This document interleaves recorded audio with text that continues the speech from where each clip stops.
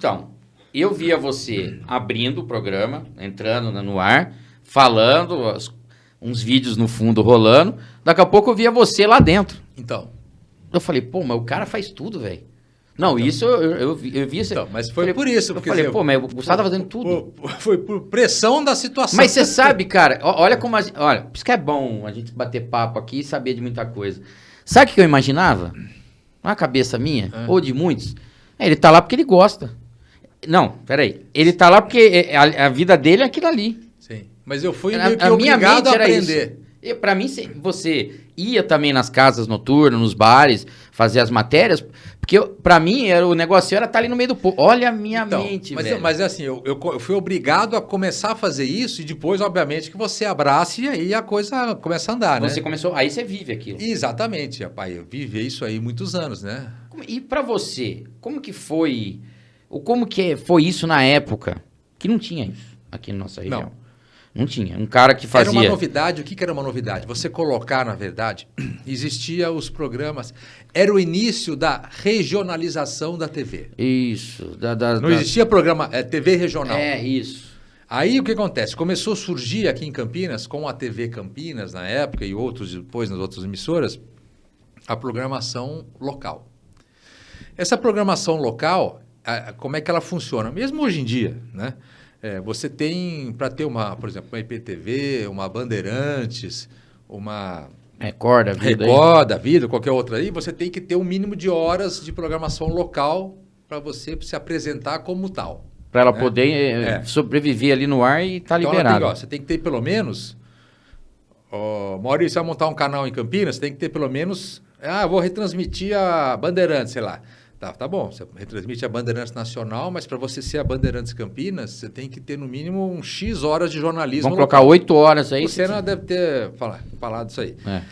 Enfim, aí é o caso. Aí surgiu o jornalismo, mas o pessoal só aparecia no jornal quando acontecia alguma coisa. Então o Circuito Fechado foi o primeiro, não existia mídia social, não existia nada. A pessoa só se via num veículo... Ou quando acontecia uma desgraça no jornalismo, ou o Circuito Fechado foi o primeiro que abriu. Exatamente. E aí, em Campinas, isso. E aí a gente ia, na verdade, gravar em toda a região e colocava a cara da região na televisão, principalmente até porque tem cidades da região que o jornalismo também pouco ia. Né? Não tinha um jornalismo, sei lá, na época, em Limeira, Piracicaba, jornalismo que eu digo de televisão. Sim, né? sim. Então... E você cobria toda a região que... passava na Band ou era só aqui? Não, você tinha as cidades que eram mais fortes, né? Que tinha uma... Vamos supor, tinha a Flecha de Bragança. Sim. Você chegava até lá. Sim. Então, na época, o sinal da Bandeirantes pegava em 115 cidades. Então, eu gravava onde? Em toda essa região, só que eu não ficava restrito a isso. Como eu tinha uma noção, já desde o começo, que o programa teria que ser uma empresa, então, assim... é um programa, tá. Você vai ficar... Porque a maioria hoje quer aparecer. Mas na época, assim, você tem que ter a visão meio que empresarial no sentido de... Eu tenho que tratar como uma empresa, que tem que dar lucro. E tem que manter. Por mais que não consiga no começo, a busca sua tem que ser isso. Exatamente. Eu tinha que viver daquilo ali. Então, o que acontece? A gente sempre teve essa noção. Então, você ia atrás de parceiros na região, enfim, então comercializava esse espaço dentro do programa. Então, a gente rodava a região, mas uma das coisas que fez o programa durar tanto tempo é que a gente trabalhava com empresas grandes. Então, o que eu quero dizer com isso? Que eu não ficava restrito à nossa região de abrangência da emissora. Sim. Então, por exemplo, pegava em 115 cidades. Aí eu gravava a cobertura das casas noturnas na região. Então ia lá, Limeira, Piracicaba, Rio Claro, Americana, Jundiaí, aí pegava lá o circuito até sul de Minas lá, então será que, como é que fala? Aguaí, São João da Boa Vista, Poços de Caldas, gravei em Andradas, mesmo fora do sinal. Olha enfim. aí. E aí gravava em toda a região, onde tinha evento e cada cidade tinha a sua festa tradicional, né? Nossa, então tinha festas muito legais que já não existem mais, né? Enfim. Mas além disso, eu gravava para os meus patrocinadores na época, os parceiros nossos, eu gravava fora. Então, por exemplo, a Vivo, por exemplo... Você é na regional dos caras, você ia. Eu ia na região da abrangência deles. Então, por exemplo, a Vivo, eu tratava com a Vivo no estado de São Paulo. Então, eu gravava em todo o estado de São Paulo eventos da Vivo. A Vivo me ligava segunda-feira, ela falou, vai ter um... E foi assim que eu conheci, né? Vai ter um show, isso é uma segunda-feira, vai ter um show domingo em São José do Rio Preto. Falei, tá bom, o que vai ser? Vai ter numa casa lá, enfim, um espaço ali que tem um show de um cantor sertanejo que está surgindo aí, que chama Gustavo Lima. Falei, puta, Gustavo Lima, quem que é? Aí eu fui buscar, né, enfim, entender quem que era.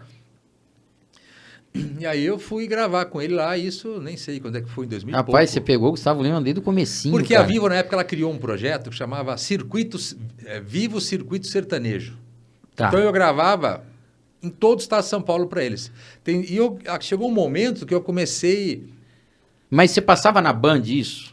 Tudo na Band. E você usava o nome Circuito Fechado? Com o Circuito Fechado. Mesmo eles tendo o projeto deles, você usava o nome do o projeto programa. era dele, de eventos, mas eu ia fazer a cobertura para mostrar o projeto deles. Sim, porque era o patrocínio, né? Você tem que fazer então, um lobby, né? Então eu saía, por exemplo, muitas vezes, sexta-feira daqui, gravava à noite em Ribeirão Preto, dormia lá, no outro dia eu ia gravar à noite em São João da Boa Vista e voltava de madrugada no domingo. Sem dormir.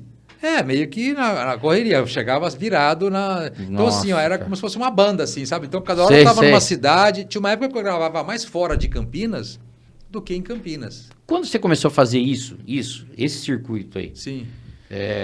Aí você começou a curtir, cara? Não, aí sim, não.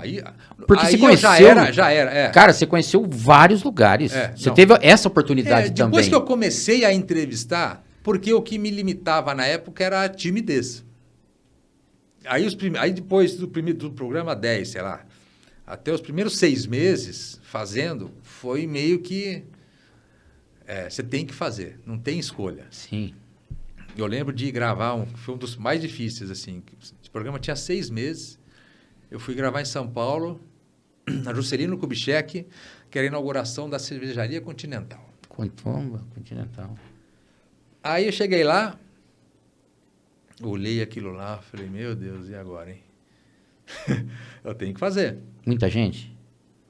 A casa lotada, 2 andares, aí começou a chegar Ratinho, Emerson Fittipaldi, o governador, começou a chegar um monte de gente. Falei, e agora, rapaz, eu tenho que fazer. Tem que chegar nesses caras. Sérgio Malandro, todo mundo lá, e você tem que chegar e conversar. E assim, o difícil... Para quem está começando, é que você tem que ter assunto com todos. Então. E você tem que saber o que você vai conversar com cada um deles. Não dá para chegar e falar, e aí, o que você acha da festa? Cada um é uma chegada. Se você chegar assim no Sérgio Malandro, beleza. É mais fácil que ele vai na brincadeira. E aí, tal. Agora você vai chegar com o Hermes Fittipaldi. E aí, tá gostando da festa, velho? Então, assim, o difícil é você fazer com qualidade essas entrevistas. E era um sorriso no rosto e as costas molhadas. De nervoso. E aí foi. Dali pra frente, foi meio que um batizado, assim. Olha só, Dali pra frente, a coisa começou a andar, né? Enfim. Eu fiquei 5 anos na Bandeirantes, 5 anos e meio, 6 anos, vai. Você tem essas matérias contigo? Eu tenho, mas não estão todas, como é que eu vou falar? Disponíveis rapidamente. Por quê? Uma boa parte está em beta. Sistema beta. Sei. Em casa, lá tem uns 150 Porque é a sua história, cara. Eu tenho alguns em que eu passei para DVD já, outros que eu passei para o digital, mas assim, mudou tanto de sistema que acabou se perdendo isso é verdade. Coisa. Na época nós tava com o pau M ainda, né? Então assim, a coisa foi se perdendo, assim, e eu tive um problema que na época eu montei um equipamento para arquivar as matérias em arquivo, enfim. E aí eu pedi para alguém a viajar, traz para mim, não sei o quê, o HD, né? O HD grande lá. Aí eu montei lá um arquivo lá em HD, lá um sistema lá, e aí acabou uma série de DVD, não, de arquivo, né? Como é que chama? De mídia mesmo. De mídia, né? A memória. Você perdeu o HD, cara? Não, é uma linha, o HD, na verdade, ele é uma linha que saiu na época, todas com defeito, e aí eu perdi um tanto. Mas o problema foi deles. Mas aí vai chorar para quem? Aí você abria lá, não abria o programa. Não, de repente, parava de funcionar parava de funcionar o outro HD. Chorar na hora, vai. Nossa Senhora. Então, assim, eu tenho ainda muita coisa guardada, a maioria, né? Só que tá um tanto em beta, enfim.